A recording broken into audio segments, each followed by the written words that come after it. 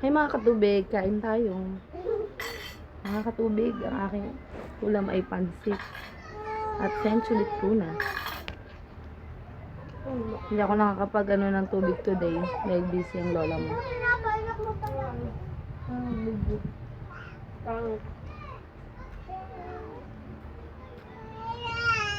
Anak kong tandaan kami hindi ka mo makakain. Masasakal ko lang. Walang kanin din? Usap sila sa matagal. Hanggang sabay sinabi yung isa sa akin. Diyan lang, Neng. Oo. Libre sa amin yan. Dali. Baka rin sa school. Subukan mo kasi sa yan.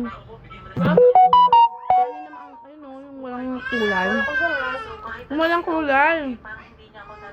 Hindi mo ba nalalaman kung ano maanghang at saka hindi maanghang? Wala mang nasasartawan dito bro. Sipsipin mo lang. Wala kasi ako pambili sa Huwag mo. Teacher, kasi natakot na din ako sa sinabi ng katabi ko. Kasi malaking babae siya. Hindi namin siya kaedad nun. Kasi sa tingin ko, pang grade 6 na yung tangkad niya. At yung isa parang pang grade 3 na. Tapos nasa gitna pa nila akong dalawa. Kaya inisip ko na wala din naman ako Walang kanin doon?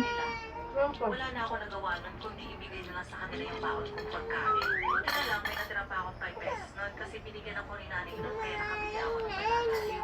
Kaso wala naman ako naging kasabay nun kumain. Hindi ko na kasi naklase si Angel nun. Ma'am. Wala din ang mga sa mga kaklase ko. At dito nagsimula ang anxiety ko sa school. Paano hindi ka papayag dito kasi dito pa lang kung sinusukan na eh. Noong kinder, Kaya nila tumataba. Hi! Nagpasok ko nila oh. Baby, hi!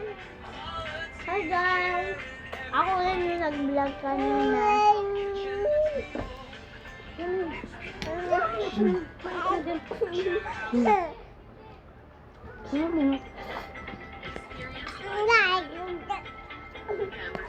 Meron na ba? nangyari ang kwentong ito nung nasa grade 1. Ba't sa amin walang naglalaro? Sakto lang.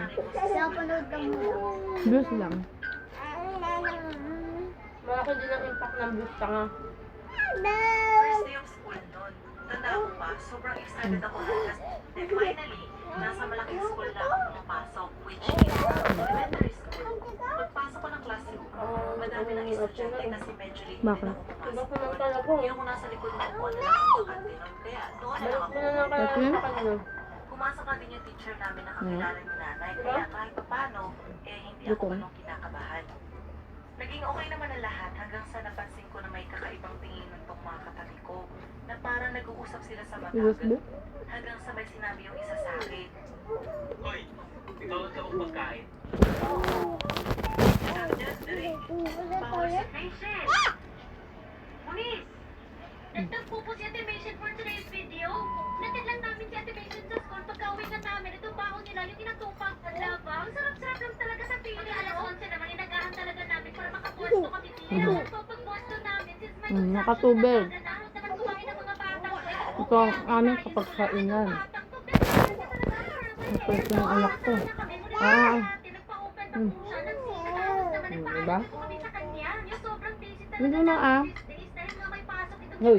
Sobrang busy na namin. Minsan na Ito ah. lang namin kumain lang talaga. Just very moment, hindi po namin nalimutan. Talaga kami ng bonggang-bongga. In fairness lang naman, ang sarap-sarap talaga ng food nila dito. Sobrang init. Nag-request ako ni Habi. Ito favorite namin. Tapos naman namin Ano sa kanya? Kapansin. Malakas ka talaga. Lakas ah. Sige nga, lagay mo sa likod mo. O sige, pasok ka na. Tenay magkambali ba? Tapos upo ka muna dito. Tapos kunin. Kunin mo nga, tapos balik mo sa akin. Tapos kung matalino ka talaga, anong Tagalog ng soy sauce? Anong Tagalog ng Sabi under sa bridge? mga pamilya. Oo. Kasi baka okay naman. Anong English No. sa babae nagkaanak pero walang asawa? Isip nila ang pamilya. Saka yung kakainin namin. Ganun Eto. ang isip ni Bukbuk. Lunch, yakapin mo nga. Kaya yan din. Ay! Pagalita ka dyan. Isip niya yung kakainin namin. Okay kami. Lunch pa ko Ayan. Hindi nagugutom kami. Ayan. Lunch na Tagalog video. Yung araw guys, may kurap sa amin na mga Pero manipas nga kaya siya pinapasok ko minsan na natin. naisip niya na Dati nabutan ko na magpakamatay. siya ng Jollibee. Ngayon lang daw siya nakatikim ng Jollibee dahil lagi daw niyang ulam ay Abel! Lalo na yung ate kasi sa mga kong ginutom siya ng asawa niya. Para sa nawit mo. nagulat ako sabi Hindi niya, ko pinagawa ng pera.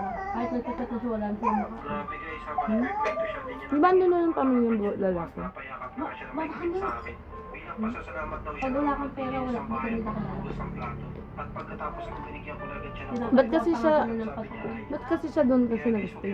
Pero kapag kasi sila, paano kasi pasok sa bahay nila, hindi sa kinakain na yung mga hindi na kami. Hindi sa tinatago ng mga namin hindi sa mga pagkain. Kasi ang anak nila, hindi mo kanila.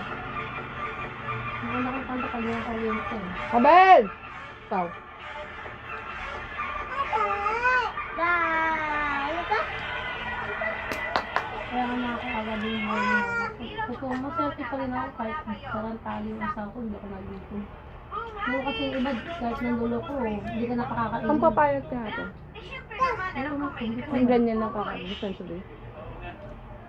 Uy, drone, yung hanapin si Alice gabi Hoy. na para makauwi na tayo. Tao po, tao po. Nandiyan po ba si Alice? Kuya, hindi pa umuwi. Alam, isa na ba yung nagsasabi si Alice?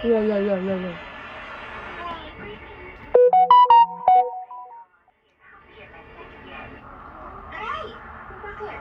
Wala pare. Hindi pare, may nakalimutan ako sa bayan. Balikan ko lang ha. Mauna ka na. Ha? Kali. Nakita mo ba yung... Dito ka. Tayo ko kasi yung... Kanino pa yan? Ito sa'yo. Sa akin? Nalagyan ko na ng mineral. Hindi ko naman kaya buhatin yung book. Lalamig ako eh. Katuto ka dyan. May anak mo oh. Hoy! Hoy! Hoy! Hoy! Busog na ako.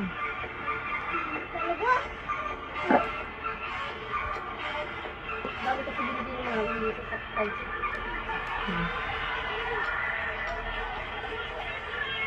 Pagbilang ko tatlo, nakatago na kayo. Isa, dalawa, tatlo. Yan ako. Sabado pa pala ako pupunta din. Mm. Hoy! Ikaw? Oh, Mari. Alam, eh syempre naman, alam ko may kasi kukuha eh. Hoy! Uy, drone, Dito ka. Si Alice gabi na para makauwi na tayo. Tao po, tao po. Ohan. Si Alice. Isa na ba yung nagsasabi si Alice? Ito, ini na ito, sayang. Oh. Aray! Bakit? Wala, Mare. Mare, may nakalimutan sa bayan. Balikan ko lang ha. Mauna ka na. Ha? Kali. Hoy! Nakita mo ba yung... Dito ka. Tayo ko kasi yung... Kanino pa yan? Ito sa'yo. Sa Hoy, akin. pancet. Masarap. Ang hapunan. Talaga naman, Paulo.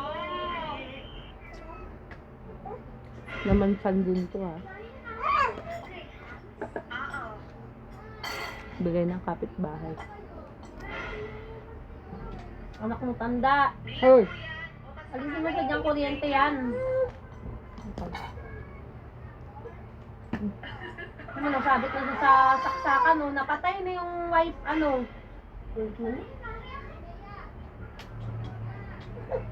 Ano pala mo? Kulit mo kasi. Kulit mo? Sa'yo?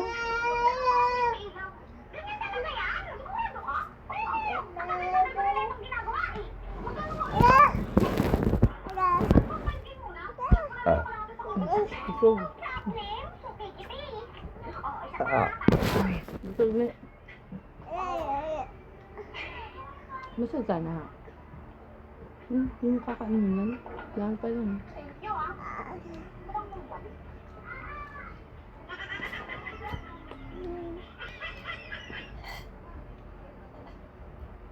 Uy! Kaya ganyan naman.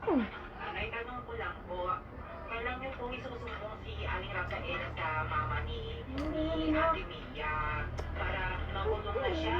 Itutuloy po natin tapos DSWD kasi masama siya. Anak, gusto ko na sana isumbong sa DSW o kaya sa barangay o kaya sa mama ni Ate Mia ko. Kaso,